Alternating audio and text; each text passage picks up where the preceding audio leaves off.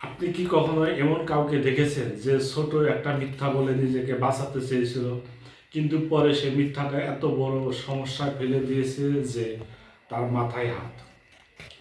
আমাদের জীবনে অনেক সময় মনে হয় একটা ছোট মিথ্যা দিলে কি বা আসে যায়, কিন্তু সত্য হলো একটি ছোট মিথ্যা ভবিষ্যতে বড় বিপদ তৈরি করতে পারে। আজ আমি আপনাকে এমন কিছু বাস্তব উদাহরণ ও শিক্ষা বলবো যা প্রমাণ করবে সততা শুধু ভালো গুণ নয়, এটা জীবন বাঁচানোর, বিশ্বাস তৈরি এবং মান সম্মান পাওয়ার শক্তিশালী নীতি। শেষ পর্যন্ত শুনুন, আপনি বুঝবেন কেননা কেন সততা একটা একমাত্র জিনিস যেটা হারালে সব হারিয়ে যায়।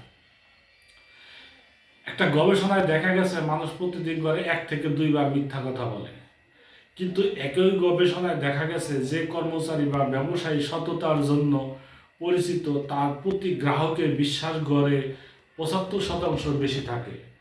মানে স্পষ্ট সততা শুধু নৈতিক গুণ নয়, এটা বাস্তব জীবনের সফলতার মূল।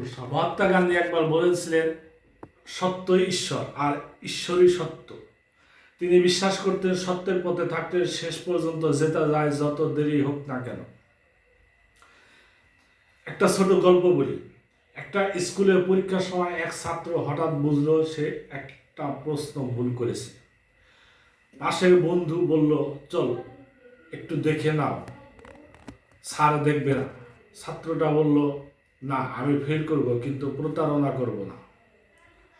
ফলাফল সে তখন ফেল করেছিল, কিন্তু পরের বছর সেই ছেলে প্রথম হয়েছিল, কারণ সে শিখেছিল মিথ্যার উপর কিছুই দাঁড়ায় না।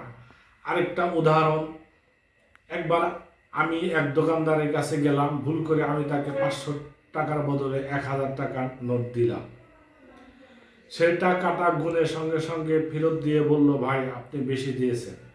সেদিন আমি শুধু কৃতজ্ঞই হইনি, আমি তার নিয়মিত কাস্টমার হয়ে গেছি। কারণ আমরা যাকে বিশ্বাস করতে পারি তাকে হারাতে চাই না। অন্যদিকে দেখুন, যে নেতা, ব্যবসায়ী বা অফিস কর্মচারী মিথ্যা বলে সে হয়তো একদিন টিকে যায়, কিন্তু একদিন তার মুখোশ খুলে যায়। সত্যবাদী মানুষ হয়তো ধীরে এগোয়, কিন্তু দৃঢ়ভাবে এগোয়।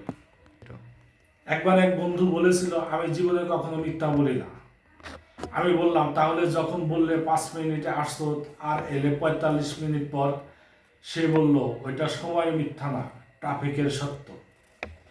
আমরা অনেক সময় এমন হাস্যকর অজুহাত দিই, কিন্তু যত হাসি হোক ভিতরে একটা অস্বস্তি থেকে যায়, কারণ আমরা জানি সত্যটা অন্যরকম।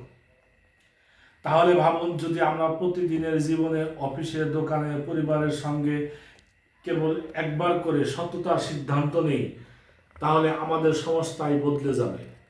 একটা মিথ্যা কথা ঠিক করে ফেললে আমরা হয়তো নিজেকে চালাক ভাবি, কিন্তু একটা সত্য বললে আমরা নিজেকে সম্মান করতে শিখি।